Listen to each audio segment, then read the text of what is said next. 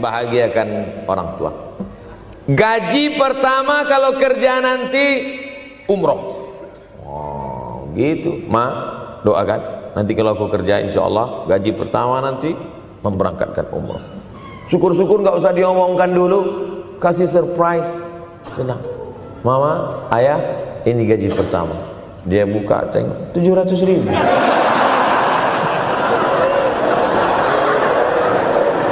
Menangis dia menerima gaji pertama itu, bukan karena harunya sikit. Gitu dia buka amplop, oh kok setitik loh. Haru dia. Kenapa setiap mendapat hadiah dari anak, orang tua selalu meneteskan air mata? Karena kita tidak pernah besar dalam pandangan matanya.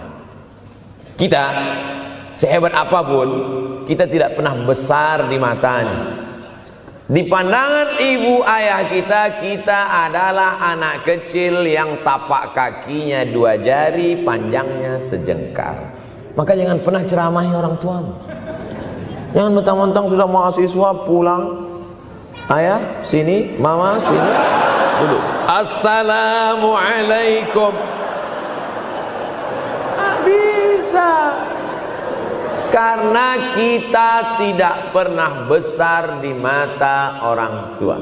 Kita tetap kecil. Walaupun kamu sudah menikah, sudah punya istri, sudah punya anak, kau tetaplah anak-anak dalam pandangan dia. Oleh sebab itu jangan sok besar, jangan sok hebat. Kalau ada pesan yang ingin mau disampaikan, jangan melalui mulut kita, dipinjam mulut orang lain.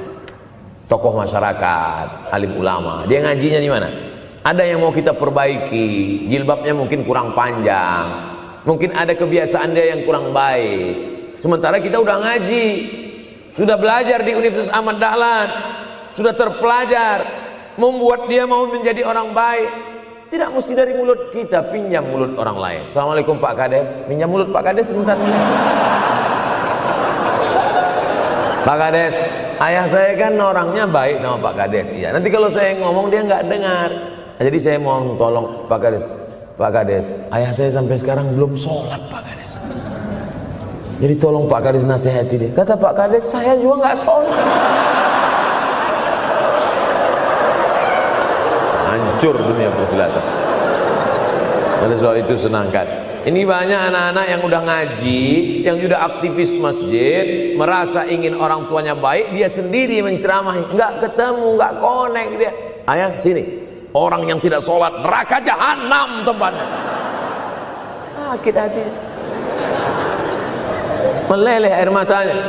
Sekali kau buat air matanya menetes, maka kau akan berenang dalam kesengsaraan. Jangan pernah buat dia menangis. Kalau dia nangis haru Pak Ustadz, nggak apa-apa. Cuman kita kan sulit membedakan mana air mata haru, mana air mata sedih. Sama-sama bentuknya air mata. Makanya ada ungkapan jangan menangis air mata buaya. Kenapa selalu kalau disebut air mata buaya? Karena memang buaya menangis bukan karena sedih, tapi karena kekenyangan. Buaya kalau habis makan orang, keringat, buaya itu tidak ada pori-porinya. Kita kalau berkeringat kan keluar pori-pori, ini keluar air. Buaya nggak ada. Satu-satunya tempat air keluar, nah itulah. Makanya menangis buaya, keluar air mata buaya. Maka jangan sampai kita nangis karena kekenyangan. Haru dia melihat pemberian kita. Di saat itu menetes air matanya, berdoa, dia memanjatkan doa, mengetuk pintu-pintu langit, terbuka. Masya Allah. Tembus. Pantasan doa mahasiswa Universitas Ahmad Dahlan kabul. Rupanya pintu terbuka. Doa kepada Allah Subhanahu wa taala. Kadang-kadang kita merasa doa kita yang dikabulkan Allah, kadang-kadang kita merasa sok hebat. Setelah dia meninggal dunia, barulah kita sadar rupanya selama ini kita hanya menumpang doa. Numpang, bukan doa kita yang dikabulkan Allah ternyata, tapi doa dia. Tapi dia tidak pernah cerita itu. Dia nggak pernah ngomong. Apa pernah dia panggil kita? Sini sebentar. Aku sudah capek doain itu. Pernah dia bilang itu. Dia cukup mengadu tengah malam, ya Allah, anakku ini jadikan dia berhasil kuliahnya, ya Allah. Sudah hampir 14 semester enggak selesai-selesai. Dia mengadu kepada Allah Subhanahu wa taala. "Ma, aku susah ini sekarang." "Susah kenapa?" "Skripsiku ditolak terus. Pembimbing kemarin itu mempersulit terus." Berdoa dia tengah malam, "Ya Allah, lapangkan hati pembimbing itu supaya anakku cepat, ya Allah. Kalau enggak, matikan dia, ya Allah." Kabul. 2 hari setelah itu meninggal. Tapi kita tidak bisa request. Oleh sebab itu maka banyak-banyak dekatkan kepada orang tua, senangkan. Saya ceramah di Malaysia, dibawa jamaah ke mall. "Ustaz Samad, esok kita tak ada tazkirah, tak ada tausiah. Kita nak pusing-pusing." Pusing-pusing maksudnya mutar-mutar. Pergilah kami ke mall. Sampai di lantai atas saya lihat anak-anak muda nyuapin orang tua. Ada restoran mahal, mewah. Itu kabarnya kalau mampir di restoran itu makan, itu banyak yang nangis melihat harganya.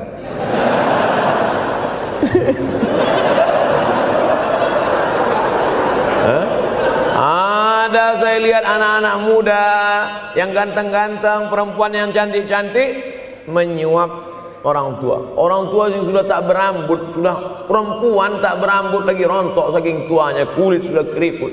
Duduk, didorong pakai kursi roda, dibawa ke mall, sampai di itu diberikan restoran tercanggih, termahal. Dia sendiri yang menyuapkan makanan. Ternyata bagi saudara-saudara kita Tionghoa, salah satu mengundang berkah menyenangkan orang tua. Itu keyakinan mereka. Kok kenapa ente kasih makan? Ya oke lah. Ajaran kita mengajarkan tapi kita tak amalkan. Ketika tetangga, kawan, sahabat kita mengamalkan, rezekinya melimpah, baru kita heran. Dia kok kaya lah? Iyalah, dia kan punya tuyul. Tuyul mana bisa bawa duit banyak? Nih keberkahan. Oleh sebab itu, jangan cuma sekedar ngaji-ngaji aja. Pulang dari sini, kalau memang tinggal di Yogyakarta atau di luar nanti pas liburan, sisihkan uang, bawa dia ke mall, bawa dia ke restoran, senangkan hatinya, bawa dia jalan-jalan. Cuman tetap juga yang logis. Kalau dia udah tua, janganlah dikasih kacang goreng. Sesuaikanlah, agar-agar kasih. Enggak perlu dikunyah. Kiri kanan gol, kiri kanan gol.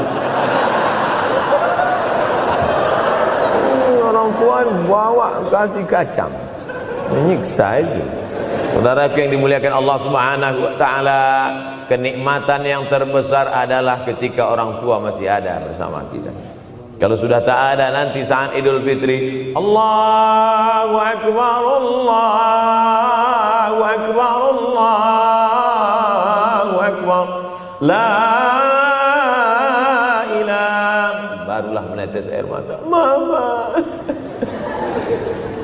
Saya kalau sudah menengok orang menangis terlalu berlebihan mengenang orang tua, ini pasti ada, kalau bahasa kampung kami, something wrong.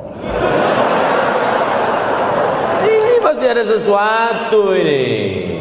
Karena orang kalau sudah habis tumpah, dia tidak akan menetes lagi.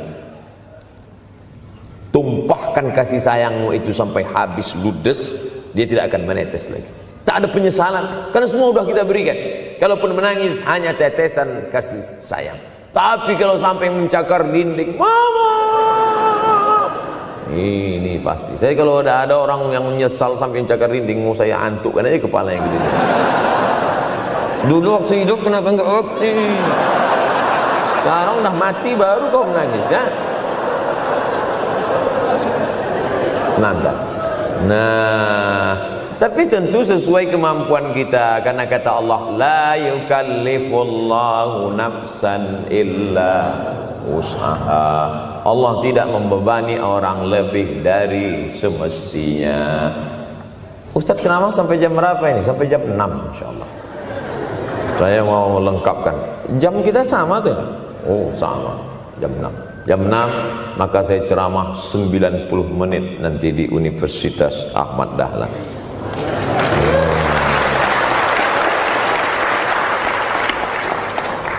Berceramah di Universitas Ahmad Dahlan merupakan suatu kebanggaan bagi Abdul Somad. Kenapa begitu? Saya pengagum Kiai Haji Ahmad Dahlan, termasuk ulama yang saya kagumi. Lalu kemudian apa kekaguman di antara kekaguman Ustadz terhadap Kiai Haji Ahmad Dahlan? Beliau punya keberanian untuk melawan arus TBC, tahayul, bid'ah, coerafat. Dia berani melawan itu. Dan akhirnya, dan beliau tidak membangun ketokohan.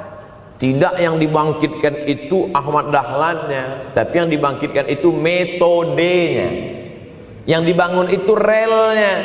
Sehingga nanti kalau kereta apinya lapuk, tetap akan ada kereta api baru yang lewat di rel ini.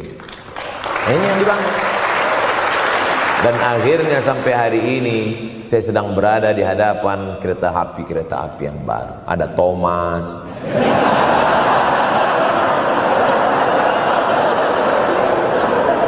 Ustaz tahu Thomas? Anak saya paling suka itu. Satu koper kereta. Artinya apa? Bangun rel, maka akan ada lokomotif baru. Dunia boleh berganti, zaman boleh berubah. Idza waqa'an ala ahadikumul qiyamah, kalau kamu sudah mau mati. Wa fi yadihi fasilah, di tanganmu ada bibit korma. Sudah mau mati, di tangan ada bibit korma. Apa yang kita lakukan? Ada sebagian orang kalau sudah mau mati, ya wes gua aja lah. Kalau di tanganmu ada bibit korma, gali-gali tanah sedikit, tanamkan. Untuk apa nanam korma sudah mau mati? Bukan kita sempat memakan manisnya, tak sempat bermaung di bawah daunnya yang rindang. Bukan kita yang menikmati, tapi ada orang lain dan pahalanya mengalir ke makam kita. 28.000 ibadah mengalir ke makam Kiai Haji Ahmad Dahlan. Angka 28.000 itu dari mana Pak Ustaz? Angka mahasiswa Universitas Ahmad Dahlan. Ustaz tahu dari mana? Ya makanya kalau orang ngomong tuh dengar. Makanya saya kalau diundang ceramah, Ustaz nanti sebelum ceramah kita ada acara makan dulu. Ya selama itu saya diam aja, ngumpul-ngumpulkan bahan. Jangan pernah melihat modal materi, tapi kuatkan usaha dan tawakal. Nih, bantuan cuma 6 miliar, tapi ternyata keperluannya berapa? 126 miliar.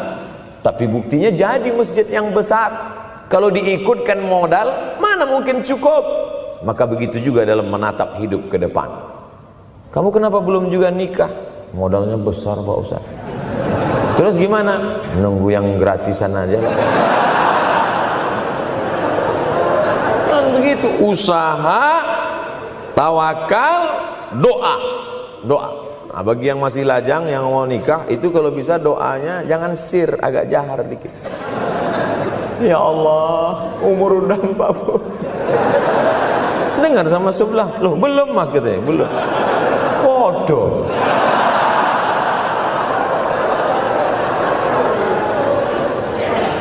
Kira-kira rezeki itu Allah yang ngatur atau kita yang ngatur? Allah. Makanya di antara Asmaul Husna Ar-Razzaq, yang maha memberi rezeki. Kalau Allah yang mengatur, mungkinkah Allah menyia-nyiakan kita? Tidak. Cicak di dinding, semua tahu, karena dari kecil kita memang sudah diajari lagu cicak.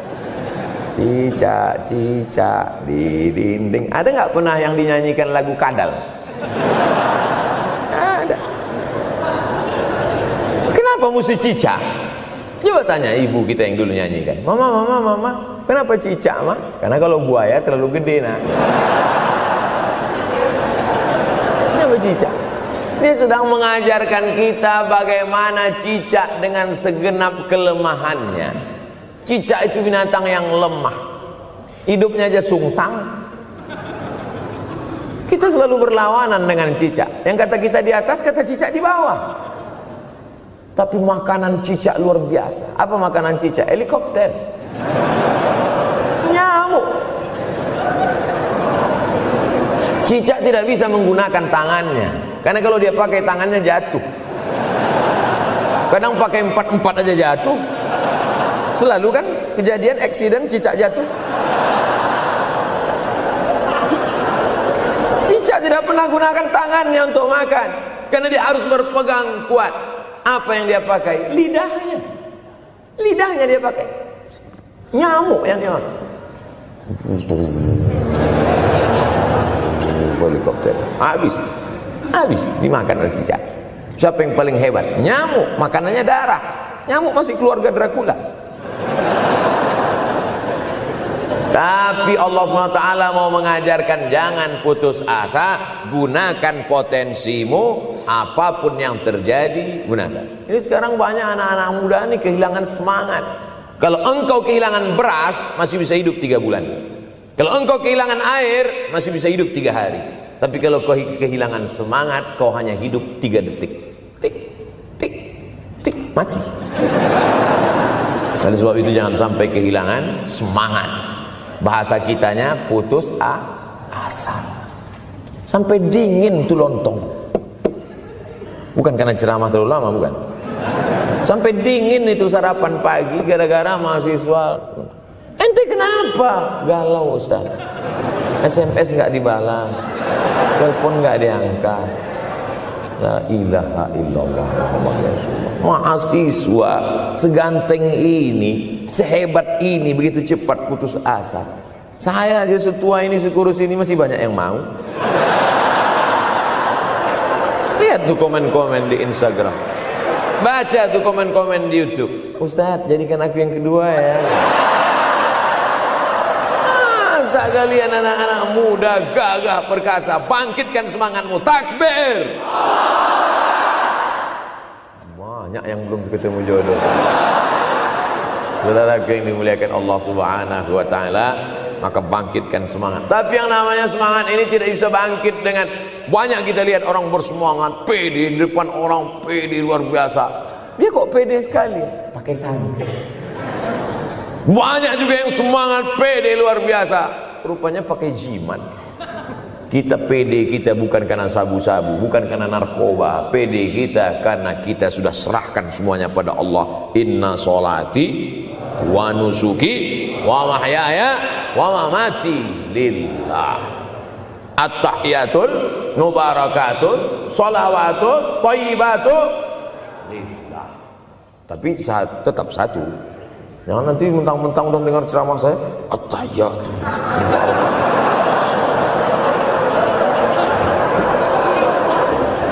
dalam hati saja.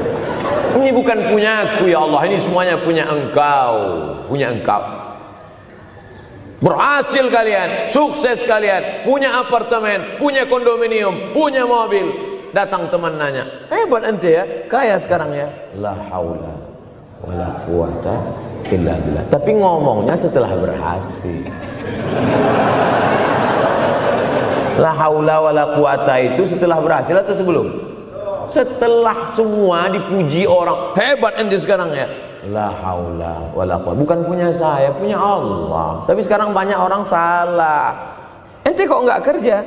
La haula.